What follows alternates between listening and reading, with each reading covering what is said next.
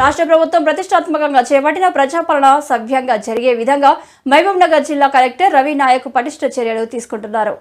ప్రజాపాలన కార్యక్రమంలో భాగంగా శుక్రవారం జడ్చర్ల మున్సిపాలిటీ పరిధిలోని 3వ వార్డు 27వ వార్డులో నిర్వహించిన ప్రజాపాలన వార్డు సభలను ఆకస్మికంగా తనిఖీ చేశారు.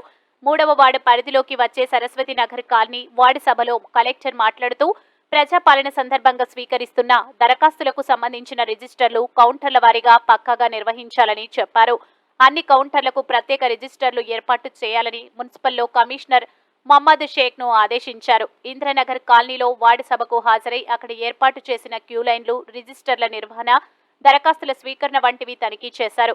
ప్రభుత్వం ప్రకటించిన 6 గ్యారంటీలకు సంబంధించిన కౌంటర్లతో పాటు సాధారణ కౌంటర్లు ఏర్పాటు చేసిన విషయాన్ని ప్రజలకు అయోమయం లేకుండా ఎప్పటికప్పుడు పబ్లిక్ అడ్రస్ సిస్టమ్ ద్వారా తెలియజేస్తూ ఉండాలని కలెక్టర్ సూచించారు. ఈ సందర్భంగా ఆయన 27వ వార్డులో ఏర్పాటు చేసిన కౌంటర్లు, వార్డు పరిధిలోకి వచ్చే కుటుంబాలు, ఆ కౌంటర్ల ఇన్ఛార్జీల వివరాలను అడిగి తెలుసుకున్నారు.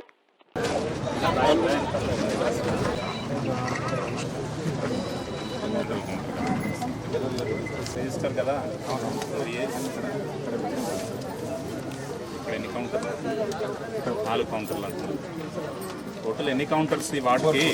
4+4 8 కదా.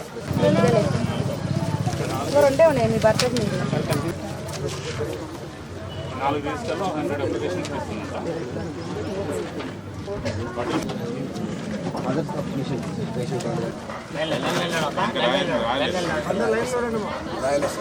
ఈ మనిషి చిరంజీవుడు